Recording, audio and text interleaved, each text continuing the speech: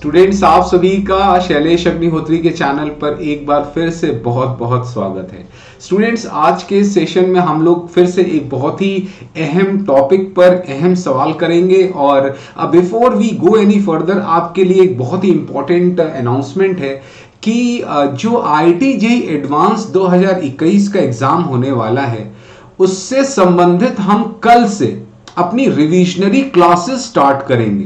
देखिए, ये जो हमारी रिविजनरी क्लासेस होगी इसमें हम पूरे केमिस्ट्री सिलेबस का IIT JEE एडवांस के ग्राउंड पर थ्योरी और प्रैक्टिस दोनों की हम लोग मिली जुली क्लासेस करेंगे, जहां पर हम जो इंपॉर्टेंट कोर टॉपिक्स हैं उनमें क्या टेक्निकलिटीज है, उन पर सवाल कैसे पूछे जा सकते हैं, इलस्ट्रेशन, कुछ प्रैक्टिस के साथ हम लोग अपनी क्लासेस को कल से ही शुरू कर देंगे।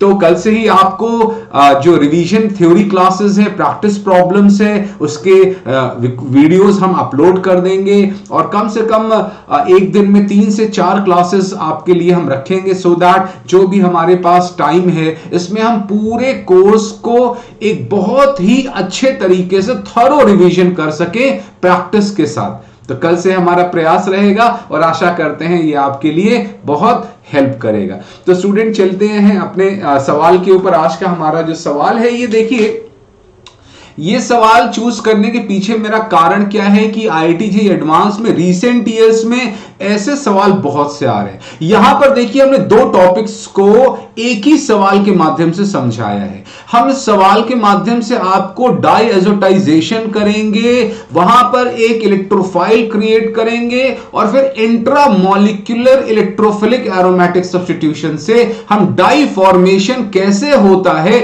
यहां पर आपको करके दिखाएंगे। और जो रिएजेंट लिए हैं, जो कंडीशंस यहां पर होती है, उन सभी को हम यहां पर इलस्ट्रेट करेंगे। तो स्ट्रेट अवे सवाल को समझने का प्रयास करते हैं। देखिए, अगर आप इस प्रॉब्लम को देखें तो यहां पर आपके पास 2 बेंजीन रिंग्स हैं और आप देख सकते हैं लेफ्ट रिंग के पास अपने NH2 है और राइट रिंग के पास OH ग्रुप है। रिएजेंट पहला हमने क्या लिया है, सोडियम नाइट्राइट और HCl। तो देखिए यहां पर क्या होने वाला है, ये जो रिएजेंट्स है बच्चों, ये रिएक्शन करके बहुत ही अहम इलेक्ट्रोफाइल जनरेट करते हैं, नाइट्रोसोनियम आयन। ये नाइट्रोसोनियम आयन की खास बात है, ये अमीन के नाइट्रोजन के लोन पेयर पर अटैक करता है और यहां पर एक डाईएजोटाइजेशन रिएक्शन होता है। बच्चों, इस रिएक्शन के माध्यम से हम लोग डाईएजो ग्रुप क्रिएट करते हैं N2+। अब आप समझिए कि जो डाई फॉर्मेशन है, डाई फॉर्मेशन में N2+ अब एक बहुत ही अहम इलेक्ट्रोफाइल की तरह बिहेव करता है। तो यहां पर देखिए 2 प्रकार के इलेक्ट्रोफाइल्स जनरेट हो रहे हैं। एक तो हमने एक्सटर्नली नाइट्रोसोनियम आयन क्रिएट किया जिसने डाईएजोटाइजेशन किया।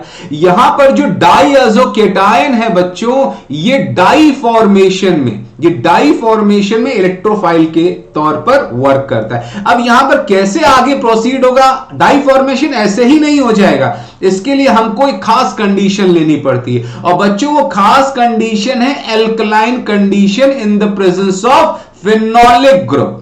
बच्चों, यहां देख सकते हैं फिनोलिक ग्रुप लगा हुआ है और ये जो OH- है, यहां पर हम लोग pH ग्रेटर देन 10 रखते हैं, स्ट्रांगली अल्कलाइन सॉल्यूशन होता है। और ये जो OH- है, ये इस हाइड्रोजन को एब्स्ट्रैक्ट कर लेता है। बच्चों, जब ये हाइड्रोजन को एब्स्ट्रैक्ट करता है तो यहां पर आपके सामने एक फिनॉक्साइड ग्रुप आ जाता है। ओ माय, ये देखिए, ये जो ग्रुप होता है ये स्ट्रांगली एक्टिवेटिंग होता है।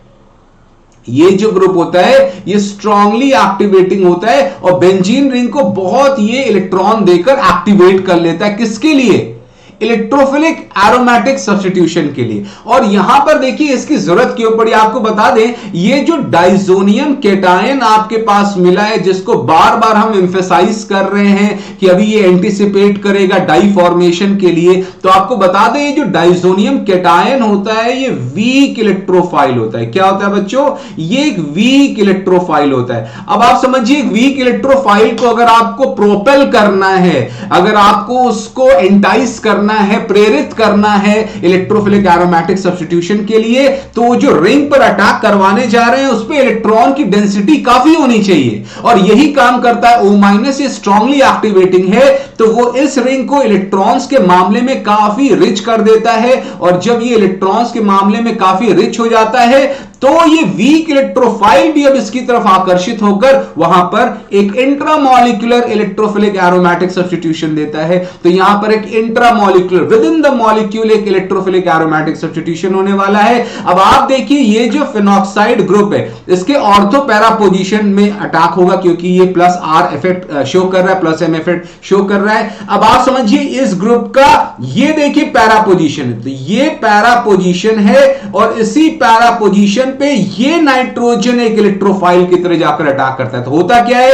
इस पैरा पोजीशन से इलेक्ट्रॉन डेंसिटी इस नाइट्रोजन को दी जाती है और यहां से पाई बॉन्ड शिफ्ट हो जाता है इस नाइट्रोजन के ऊपर, और ये इस प्रकार से एक साइक्लाइजेशन होके देखिए इस प्रकार से आपको एक डाई फॉर्मेशन मिलता है। डाई फॉर्मेशन की खास बात है यहां पे लंबा कॉन्जुगेशन होता है। आप देख सकते हैं यहां नेगेटिव चार्ज से लेकर एक लंबा कॉन्जुगेशन यहां बना है, और इस लंबे कॉन्जुगेशन के चलते ये डाई मॉलिक्यूल होता है। बच्चों यहां पर आपको खास बात बता दें कि ये जो एक साइक्लाइजेशन हुआ है, जो इवेंचुअली डाई फॉर्मेशन हुआ है, उसके लिए एक और फैक्टर बहुत बड़ा रोल प्ले कर रहा है, और वो है एरोमेटाइजेशन। अब आप देखिए ये एरोमेटिक दो रिंग्स तो थी, अब आप समझिए जब इस प्रकार से ये 6 मेंबर्ड रिंग का फॉर्मेशन होता है तो ये भी कहीं ना कहीं इसको एरोमेटिक कैरेक्टर देता है। कैसे, आप देखिए 2 2 4 2 6 ये साइक्लिक है, 6 पाई इलेक्ट्रॉन्स हैं रिंग में, रिंग करंट है, तो हकल्स रूल फॉलो हो रहा है। तो कहीं ना कहीं ये जो डाई फॉर्मेशन है इसको प्रोपेल करने के लिए दो इंपॉर्टेंट फैक्टर्स थे।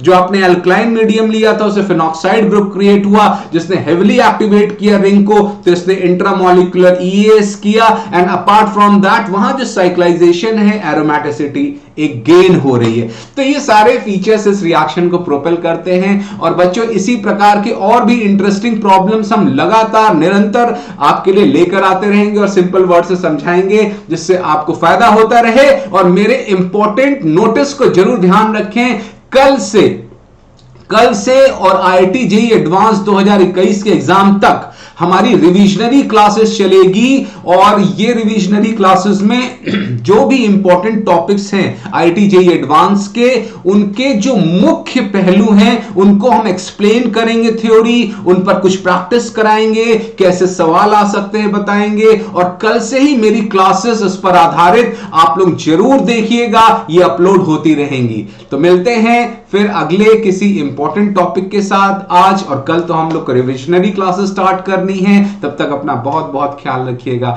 Thank you very much.